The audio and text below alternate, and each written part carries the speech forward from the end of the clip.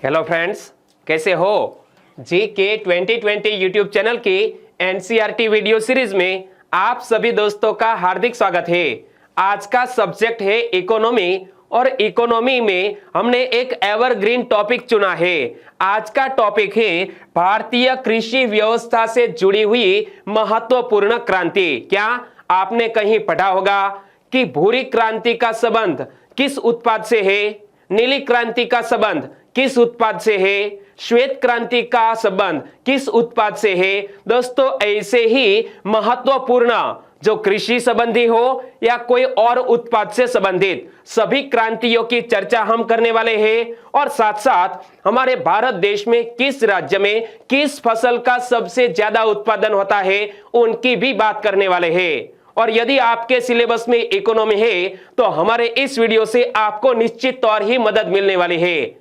तो यह वीडियो आप लास्ट तक देखें। लास्ट में कमेंट सेक्शन में जरूर बताना कि आपको यह वीडियो कैसा लगा। और हम सबको पता है कि हमने पिछले एक मंथ से एनसीईआरटी वीडियो सीरीज शुरू की है। इसमें हमने 4 सब्जेक्ट को कवर किया है: हिस्ट्री, जियोग्राफी, इकोनॉमी और हमारे इंडियन कॉन्स्टिट्यूशन। ओके, तो अब हमने कुछ दिनों से, पिछले 2 दिनों से कृषि व्यवस्था और प्रमुख क्रांतियां उनके बारे में कल हमने क्या पढ़ा था दोस्तों? कल हमने पढ़ा था हमारे भारत देश की जनसंख्या, और जनसंख्या तकरीबन 10 साल की अवधि के लिए करंट अफेयर में रहता है। और जनसंख्या वाला ही वीडियो बहुत ही अच्छा बना है, आपकी तरफ से अच्छे रिस्पांस भी मिल रहे हैं और इसीलिए यह हर एक वीडियो आपको मिस नहीं करना चाहिए, देखना ही चाहिए। चलिए, कृषि व्यवस्था और कृषि व्यवस्था या कोई और उत्पाद से जुड़ी हुई प्रमुख क्रांतियों की बात करें तो एक तरफ है प्रमुख क्रांति का नाम, और यह क्रांति किस उद्देश्य से लॉन्च की गई थी? तो देखो, सबसे पहले क्रांति का नाम है हरित क्रांति। दोस्तों, जैसा नाम है, नाम के आधार पर ही पता चल जाता है कि यह क्रांति किस उत्पाद से जुड़ी हुई है। हरित क्रांति यानी कि हर एक फसल का रंग कैसा होता है? हरित होता है, ग्रीन होता है। तो कृषि विकास को बढ़ावा देने के उद्देश्य से हरित क्रांति लॉन्च की गई थी।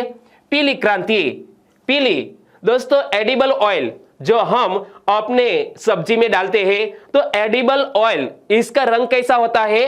पीला होता है। तो तिलहन उत्पाद को बढ़ावा देने के उद्देश्य से हमारी सरकार ने पीली क्रांति लॉन्च की थी। और श्वेत क्रांति, श्वेत यानी कि दुग्ध का रंग कैसा होता है? श्वेत होता है।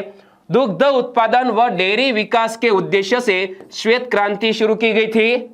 और याद रखो, श्वेत क्रांति को तेज करने के लिए ऑपरेशन फ्लड प्रारंभ किया गया था। एक बार याद रख लीजिए, आगे मैं आपको पूछने वाला हूं। हरित क्रांति कृषि विकास को बढ़ावा देने, पीली क्रांति का संबंध है तिलहन उत्पाद से, श्वेत क्रांति का संबंध है दूध उत्पादन व डेयरी विकास से, और श्वेत क्रांति को तेज करने के लिए ऑपरेशन फ्लड प्रारंभ किया गया था। ओके।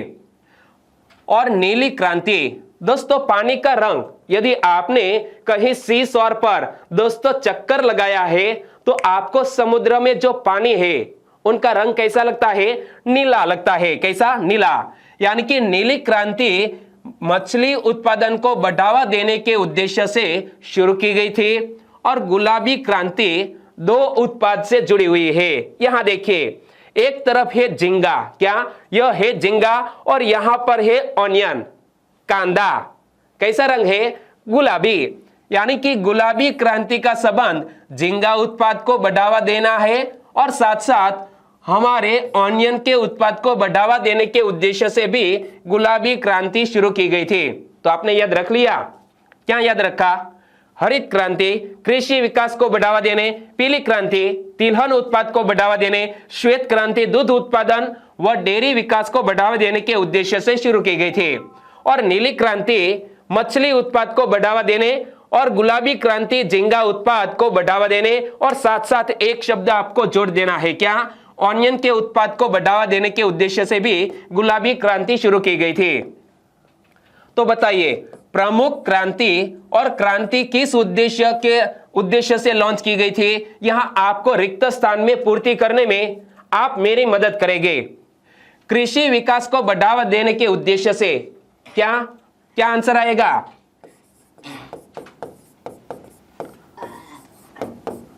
हरित क्रांति।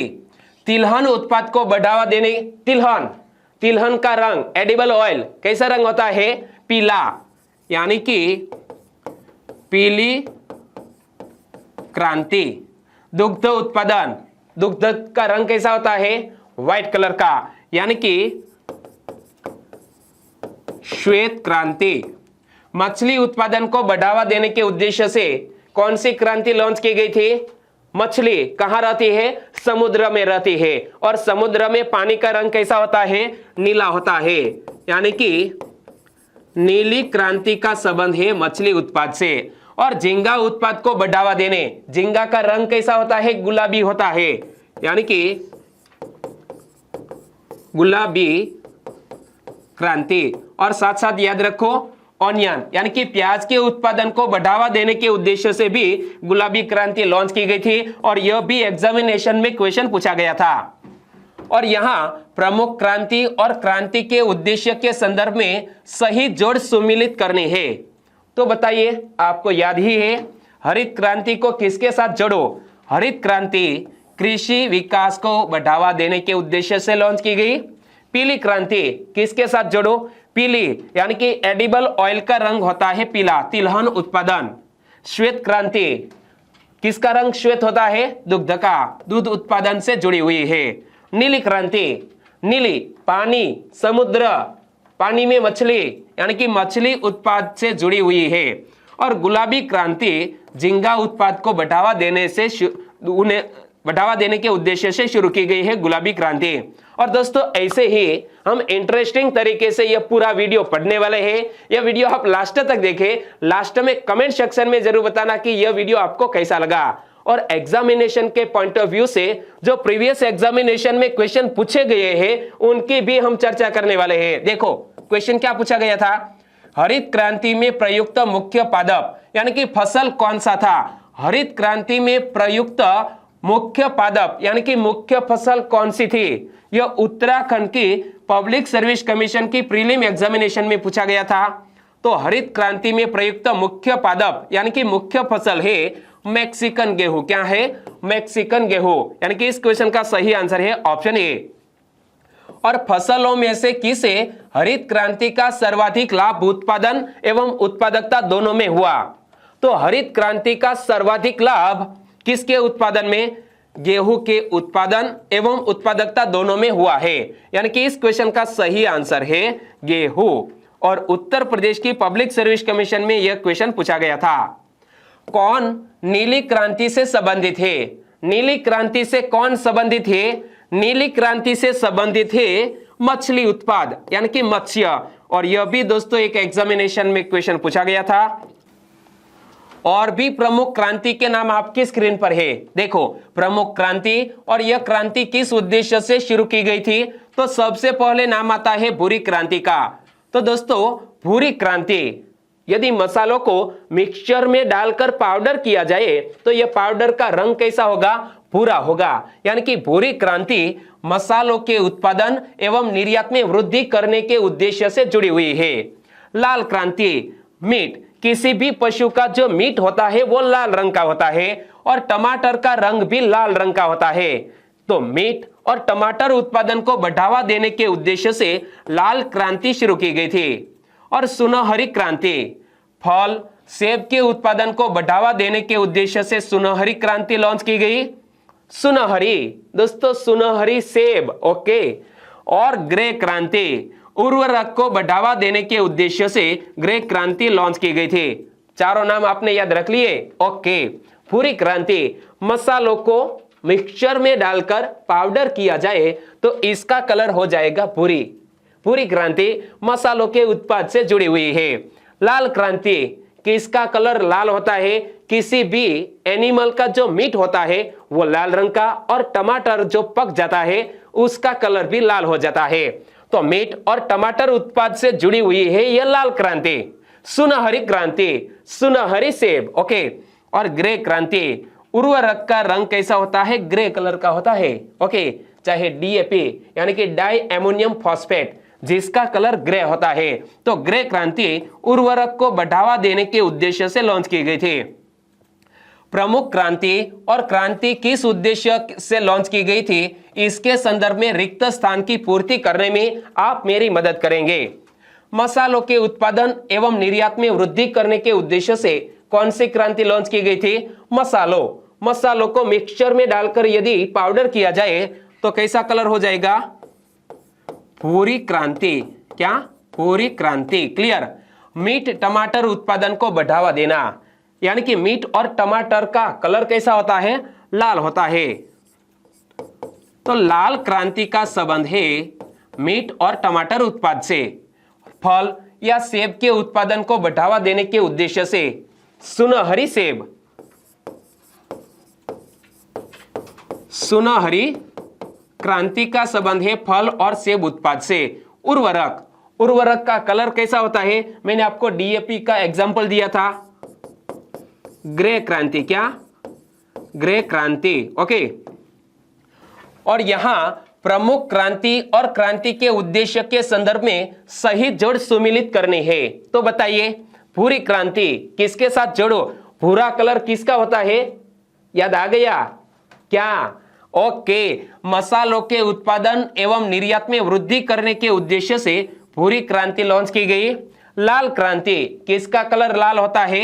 मीट या टमाटर का, यानी कि मीट या टमाटर के उत्पाद से जुड़ी हुई है यह लाल क्रांति। सुनहरी यानी कि फल या सेब के उत्पाद से जुड़ी हुई है। और ग्रे क्रांति डीएपी डाई एमोनियम फॉस्फेट का कलर कैसा होता है? ग्रे होता है। तो उर्वरक को बढ़ावा देने के उद्देश्य से ग्रे क्रांति शुरू की गई थी। और ऐसा भी एक क्वेश्चन उत्तर प्रदेश की पब्लिक सर्विस कमीशन के एग्जामिनेशन में 2014 में पूछा गया था। उर्वरक के उत्पाद से संबंधित है कौन सी क्रांति? उर्वरक कैसा कलर होता है? ग्रे होता है। यानी कि इस क्वेश्चन का सही आंसर है ऑप्शन डी। आगे बात करें तो प्रमुख क्रांति और क्रांति के उद्देश्य। सिल्वर क्रांति, सिल्वर यानी कि आपके पास सिल्वर है तो सिल्वर का कलर कैसा होता है? व्हाइट होता है, सफेद। ओके। तो अंडे के उत्पादन को बढ़ावा देने के उद्देश्य से सिल्वर क्रांति शुरू की गई थी। संचार क्रांति यानी कि टेलीकम्युनिकेशन, सूचना प्रौद्योगिकी एवं संचार सेवाओं का विकास करने के उद्देश्य से संचार क्रांति लॉन्च की गई थी। जैसा नाम वैसा उद्देश्य। और राजमार्ग क्रांति, विश्व स्तरीय सड़क निर्माण करने के हेतु राजमार्ग क्रांति शुरू की गई। और काली क्रांति, काला क्या होता है? एथनॉल तथा बायोडीजल के उत्पादन को बढ़ावा देने के उद्देश्य से काली क्रांति शुरू की गई। और इंद्रधनुष क्रांति, सभी क्रांतियों पर बल देने के उद्देश्य से यह इंद्रधनुष क्रांति शुरू की गई, लॉन्च की गई। एक बार फिर से पढ़ ले। ओके। सिल्वर क्रांति, अंडे के उत्पाद को बढ़ावा देना इसका उद्देश्य। संचार क्रांति, सूचना प्रौद्योगिकी एवं संचार सेवाओं का विकास करना। राजमार्ग क्रांति, विश्व स्तरीय सड़क निर्माण करना। काली क्रांति का उद्देश्य एथनॉल तथा बायोडीजल के उत्पादन को बढ़ावा देना। इंद्रधनुष क्रांति, इंद्रधनुष में दोस्तों विभिन्न कलर होते हैं। ओके। तो विभिन्न कलर यानी कि विभिन्न उत्पाद, तो सभी क्रांतियों पर बल देने के उद्देश्य से इंद्रधनुष क्रांति लॉन्च की गई थी। तो यहां पर प्रमुख क्रांति और क्रांति के उद्देश्य के संदर्भ में रिक्त स्थान की पूर्ति करनी है। तो बताइए, अंडे के उत्पादन को बढ़ावा देने के उद्देश्य से कौन सी क्रांति लॉन्च की गई थी? अंडे का कलर कैसा होता है? सिल्वर यानी कि व्हाइट, सिल्वर क्रांति। ओके। सूचना प्रौद्योगिकी एवं संचार सेवाओं का विकास करना, यानी कि जैसा नाम संचार क्रांति, जैसा नाम वैसा उद्देश्य। क्या है? संचार क्रांति। क्लियर। और विश्व स्तरीय सड़क निर्माण, विश्व स्तरीय सड़क निर्माण करने के उद्देश्य से कौन सी क्रांति? राजमार्ग क्रांति लॉन्च की गई थी। राजमार्ग क्रांति। ओके। एथनॉल तथा बायोडीजल के उत्पादन को बढ़ावा देने के उद्देश्य से कैसा कलर होता है? काला होता है, यानी कि काली क्रांति। और सभी क्रांतियों पर बल देने के उद्देश्य से कौन सा विभिन्न कलर? इंद्रधनुष।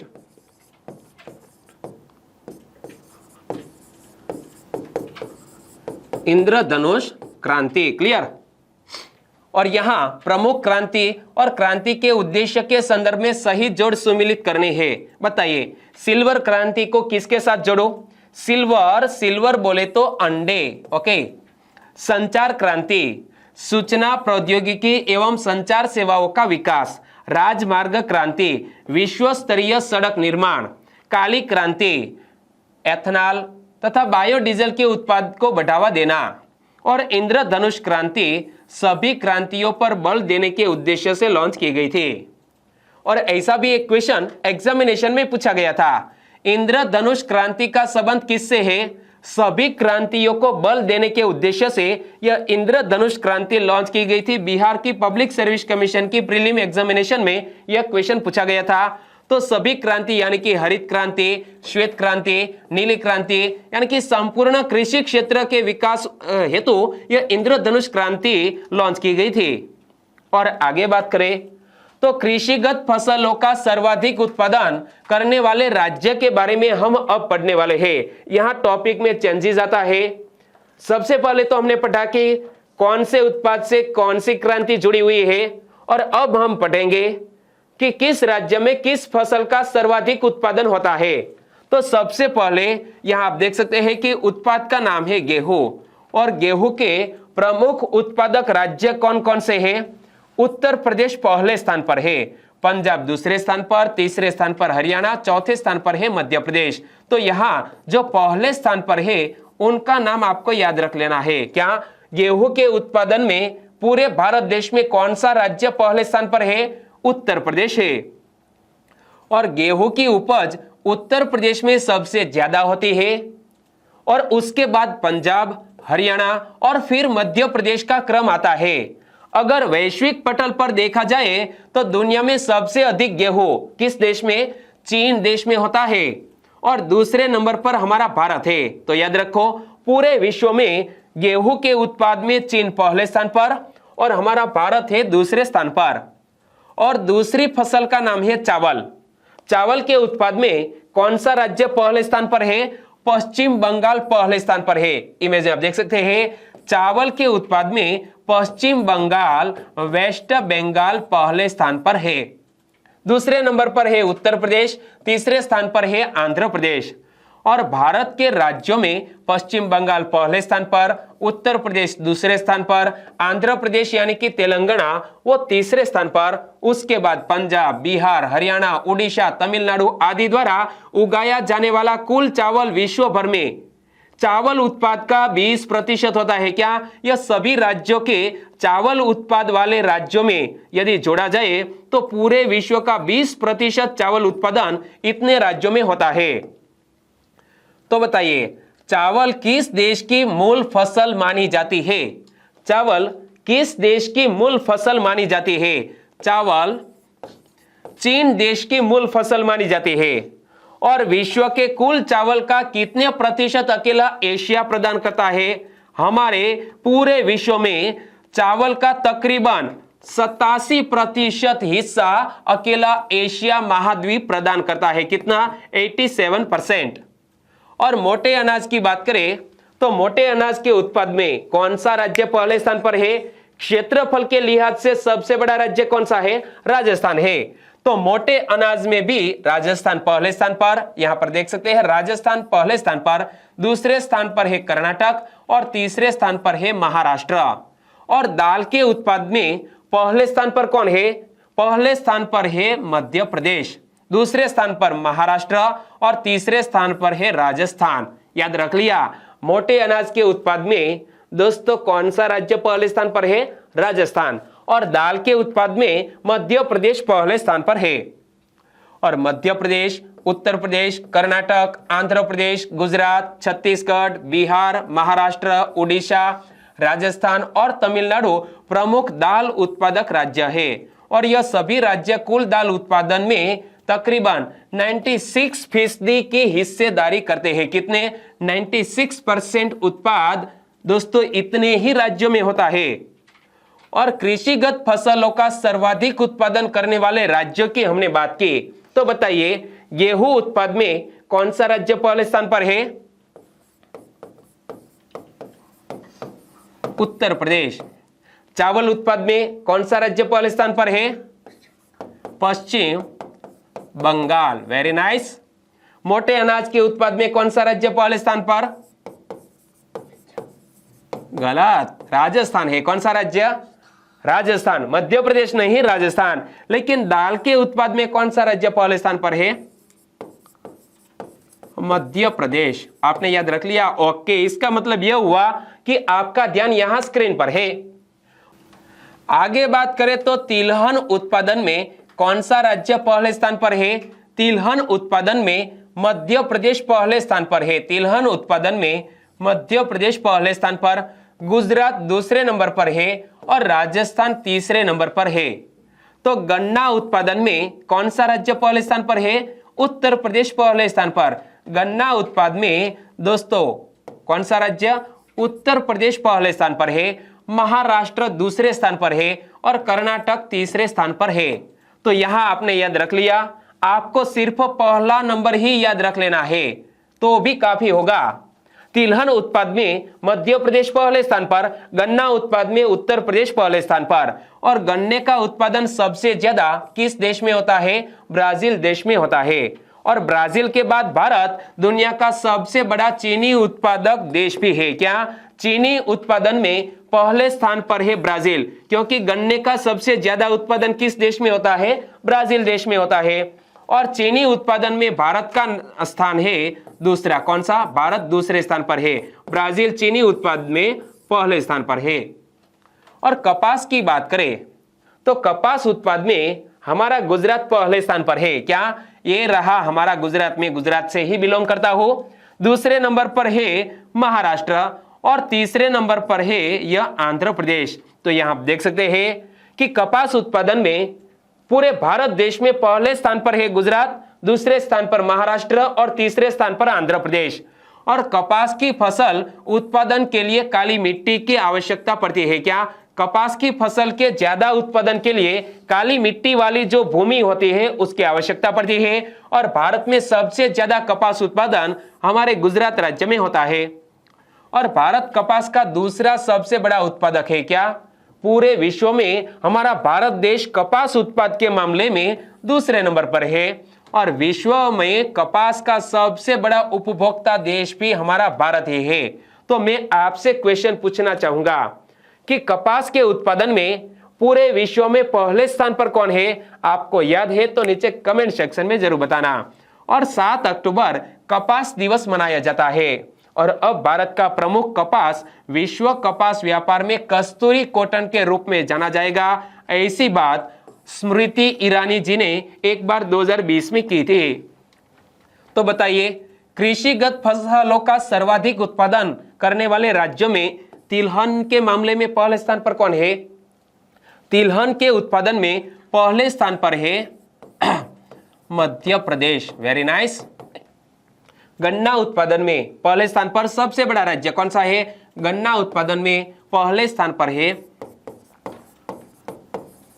उत्तर प्रदेश। कपास के उत्पादन में पूरे भारत देश में पहले स्थान पर है हमारा गुजरात। ओके। और आगे बात करें तो कॉफी के उत्पादन के मामले में पहले स्थान पर कौन सा राज्य है? कर्नाटक है। यहां मैप में देखिए कि कर्नाटक कॉफी के उत्पादन के मामले में पहले स्थान पर। और यहां कर्नाटक का जो कुर्ग प्रदेश है, कुर्ग क्षेत्र है, वो कॉफी के उत्पादन के मामले में पहले स्थान पर आता है। दूसरे स्थान पर है दक्षिणी राज्य केरल और तीसरे स्थान पर तीसरा दक्षिणी राज्य तमिलनाडु है।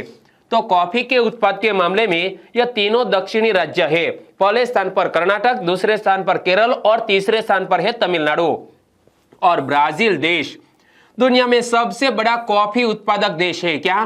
ब्राजील कॉफी उत्पादन के मामले में पूरे विश्व में पहले स्थान पर। और वियतनाम दूसरे स्थान पर आता है, जबकि कॉफी उत्पादन में भारत विश्व में 5वें स्थान पर आता है। और सोयाबीन के उत्पादन में पहले स्थान पर कौन सा राज्य है? मध्य प्रदेश। यहां आप देख सकते हैं सोयाबीन के उत्पादन में पूरे भारत देश में पहले स्थान पर कौन सा राज्य है? मध्य प्रदेश। दूसरे स्थान पर है महाराष्ट्र, तीसरे स्थान पर है राजस्थान। और यह भारत में खरीफ की फसल है। क्या दोस्तों? यह सोयाबीन एक खरीफ की फसल है। और दोस्तों इनसे जुड़ा हुआ वीडियो एक अलग से मैं बनाने वाला हूं कि कौन सी फसल किस सीजन में होती है, कौन से मौसम में कौन सी फसल का दोस्तों रोपण किया जाता है, उगाई जाती है, उनकी हम बात करेंगे। तो यह भारत में खरीफ की फसल है और भारत में सबसे ज्यादा सोयाबीन मध्य प्रदेश, महाराष्ट्र, राजस्थान में उत्पादित होता है और मध्य प्रदेश का सोयाबीन उत्पादन में 45%, जबकि महाराष्ट्र का 40% हिस्सा है। और प्याज फसल की बात करें तो यहां देखिए प्याज के उत्पाद के मामले में महाराष्ट्र पहले स्थान पर। सबसे ज्यादा कांदा कहां खाया जाता है दोस्तों? महाराष्ट्र में। दूसरे नंबर पर है मध्य प्रदेश और तीसरे स्थान पर है कर्नाटक। तो प्याज उत्पादन में पहले स्थान पर मध्य प्रदेश और मूंगफली, यहां पर देखिए मूंगफली के उत्पादन में मेरा गुजरात पहले स्थान पर है, दूसरे स्थान पर है आंध्र प्रदेश और तीसरे स्थान पर है तमिलनाडु। यहां मैप में देखिए कि प्याज उत्पादन में पहले स्थान पर कौन सा राज्य है? पहले स्थान पर है महाराष्ट्र और मूंगफली के उत्पादन में पहले स्थान पर कौन सा राज्य है? गुजरात है। और भारत दूसरे स्थान पर आता है। क्या हमारा भारत देश है वो मूंगफली के उत्पादन में पूरे विश्व में दूसरे स्थान पर है, लेकिन चीन दुनिया का सबसे बड़ा मूंगफली उत्पादक देश है। याद रखो, चीन दुनिया का सबसे बड़ा मूंगफली उत्पादक देश है और हमारा भारत देश दूसरे स्थान पर आता है मूंगफली उत्पादन में। ओके, तो बताइए कॉफी उत्पादन के मामले में पहले स्थान पर कौन सा राज्य है? कॉफी यानी कि कुर्ग प्रदेश यानी कि कुर्ग क्षेत्र किस राज्य में? कर्नाटक राज्य में। सोयाबीन उत्पादन में हमारे भारत देश में सेंटर में है कौन सा? मध्य प्रदेश में सबसे ज्यादा सोयाबीन दोस्तों उत्पाद किया जाता है। प्याज के उत्पादन के मामले में कौन सा राज्य पर कहां पर कांदा सबसे ज्यादा खाया जाता है? महाराष्ट्र में। कहां पर? महाराष्ट्र में। मूंगफली मेरे गुजरात में। क्लियर? ये है मूंगफली। और दूध उत्पाद की बात करें तो दूध उत्पाद के मामले में पहले स्थान पर है उत्तर प्रदेश, दूसरे स्थान पर है राजस्थान और तीसरे स्थान पर है ये आंध्र प्रदेश। और अमेरिका यानी कि यूएसए दुनिया का पहला सबसे ज्यादा दूध प्रोड्यूस करने वाला देश हो गया है। क्या? पहले स्थान पर आ गया है अमेरिका और भारत इस मामले में दूसरे नंबर पर है। दूध उत्पाद के मामले में अमेरिका पहले स्थान पर और हमारा भारत है दूसरे स्थान पर। और मक्का फसल की बात करें तो मक्का फसल का सबसे ज्यादा उत्पाद किस राज्य में होता है? आंध्र प्रदेश में। यहां आप देख सकते हैं आंध्र प्रदेश मक्का उत्पाद में पहले स्थान पर है, कर्नाटक दूसरे स्थान पर है और महाराष्ट्र तीसरे स्थान पर है। संयुक्त राज्य अमेरिका विश्व में मक्का की कुल फसल का 35% से अधिक उत्पादन करता है। क्या? मक्का का सबसे अधिक उत्पादन किस देश में होता है? अमेरिका में। पूरे विश्व का तकरीबन 35% उत्पादन अकेला अमेरिका देश करता है, जबकि भारत की हिस्सेदारी सिर्फ 2% है। अरहर की बात करें तो यहां पर आप देख सकते हैं अरहर को दोस्तों एक और नाम भी दिया गया है। क्या नाम दिया गया है? तुवर। तो अरहर का सबसे ज्यादा उत्पादन महाराष्ट्र में होता है, दूसरे नंबर पर है कर्नाटक और तीसरे स्थान पर है मध्य प्रदेश। और अरहर के दाल को तुवर भी कहा जाता है। भारत में सबसे ज्यादा अरहर का उत्पादन दोस्तों कहां पर होता है? तो 77% दलहन उत्पादन करने वाला प्रमुख राज्यों में मध्य प्रदेश में 24%, उत्तर प्रदेश में 16%, महाराष्ट्र में 14%, राजस्थान में 6%, आंध्र प्रदेश में 10% और कर्नाटक में 7% उत्पादन दोस्तों होता है दाल का। ओके, और कुल खाद्यान्न की बात करें यानी कि सभी फसलों की ओवरऑल एवरेज देखें तो सभी खाद्यान्न में पहले स्थान पर कौन आता है? उत्तर प्रदेश। कुल खाद्यान्न उत्पादन में पहले स्थान पर है उत्तर प्रदेश, दूसरे स्थान पर है पंजाब और तीसरे स्थान पर है मध्य प्रदेश। ओके, तो आपने याद रख लिया है तो बताइए दूध उत्पादन में पहले स्थान पर कौन सा राज्य है? दूध उत्पाद के मामले में भारत देश में पहले स्थान पर है उत्तर प्रदेश। मक्का उत्पाद में पहले स्थान पर कौन सा राज्य है? आंध्र प्रदेश। कौन सा राज्य? आंध्र प्रदेश। अरहर उत्पाद में पहले स्थान पर कौन सा राज्य है? अरहर उत्पाद में पहले स्थान पर है महाराष्ट्र। कौन सा राज्य? महाराष्ट्र अरहर उत्पाद में पहले स्थान पर। और कुल खाद्यान्न में पहले स्थान पर है उत्तर प्रदेश। क्लियर? ओके।